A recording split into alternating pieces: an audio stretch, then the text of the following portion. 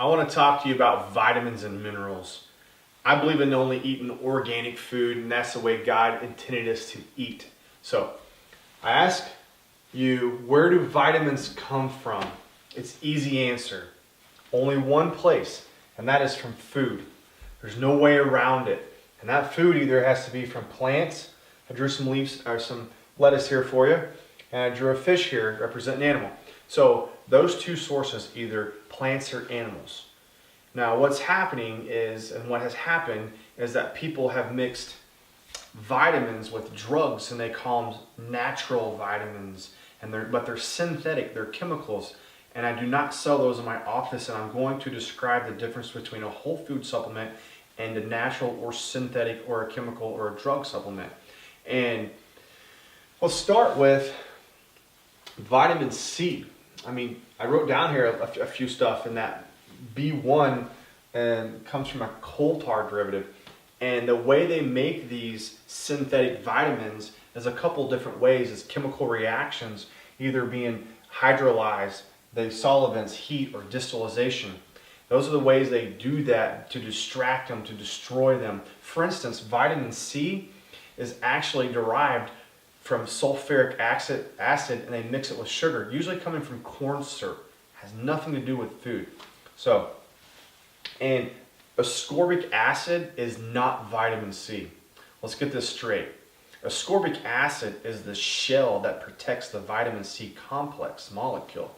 And some doctors would like to argue with me, but those are the same doctors that are endorsing a certain supplement or have their face already on one. But what I do is I just bring you back to the basics, and I take you back to biochemistry, and I show you that the outside is ascorbic acid.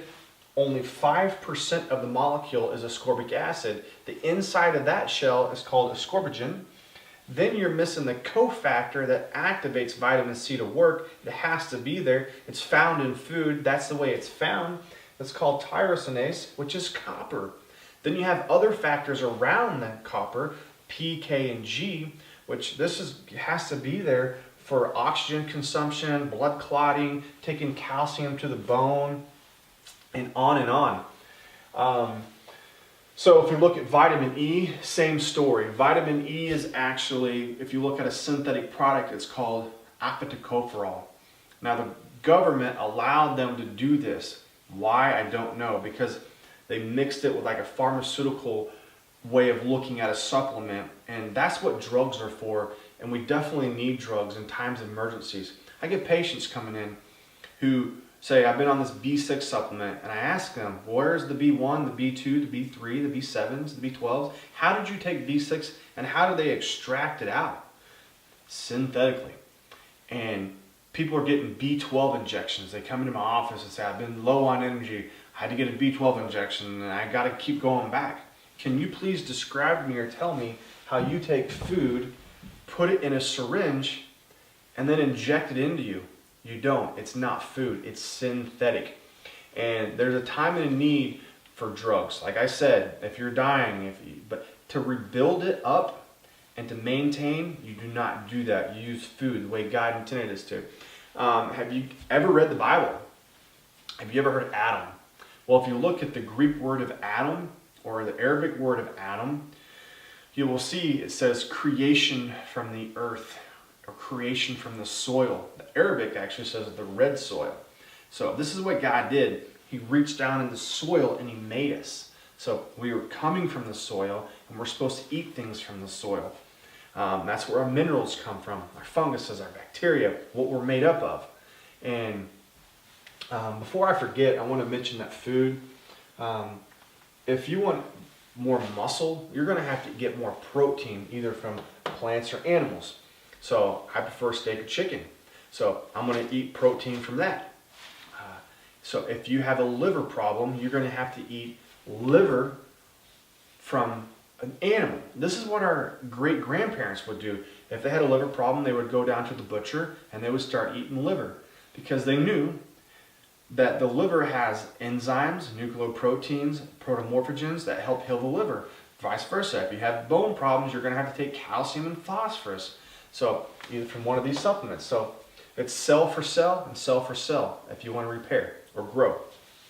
I put the MG up here, which is for milligrams. Once again, this is for drugs. And the medical profession needs to know that. That's their specialty. And they need to know that drugs have half-lives and on how much they weigh and how much they give you. Vitamins are not that way. When we sit down and have dinner, and I throw down a plate of Brussels sprouts, I don't care if it weighs a pound, you could not tell me how much vitamin C is in there because it depends on how good the soil was and how it grew, and there's no way of telling, okay? So you got people out there making logs for people wanting to know how much they ate, and you can't even tell me how much nutrition's in the food, so why are you going off the weight of it? So vitamins, I don't look at them like that. We talked about the vitamin E, the alpha-tocopherol, the milligrams, the vitamin C. If you see any list of these in your vitamins, you know that they're a synthetic. Acetate, chloride, gluconate, and I see malic acid in supplements. A rep came by and dropped off some nutrition. He'll bring it in. He'll say, hey, I want you to look at my nutrition. I'll say, hey, thanks, drop it off. I don't have time to discuss it with everybody. I'm trying to work every day with my patients. So if you look here, vitamin C, ascorbic acid, 250 milligrams, 1,000 milligrams, extremely high. How much food would you have to eat knowing that you got 1,000 milligrams and now 95% of it isn't even ascorbic acid? You look at magnesium oxide. That does not come from food. It is heated up, it is processed. You can look that up. Magnesium citrate, magnesium lactate does, and I made a good video on lactate, citrate with calcium on another video you should check out. When I look at my vitamins, Standard Process, and the reason why I use Standard Process in my office is because it was the first vitamin company in this country. And Dr. Royal Lee, what he did is he has an organic farm. He would grow the food, he would pick the food, he would bring it back without using any heat, he would not destroy it, he would vacuum seal it to get the water out, and then he would encapsulate it in tablets or capsules, and he would give it to his patients and friends, and that's how that started. Same way today. Anybody can visit the farm. Go there, visit the farm, take a tour, watch them, look how they grow, look how they process it. It's no secret. When somebody says, oh, we got this vitamin company, it's really great, my first question is, where's your farm at? Can I come see it? They don't have one. They're buying it from all kinds of people. So there's another way to really know. So, and the key word is organic.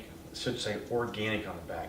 So there's some companies out there, very few, I mean less than 3 that I've seen that do okay, but they're not organic, so I really won't sell them in the office or give them to my patients or let alone my dog. So whole food, supplements, vitamin, minerals must come from food. There is no other way.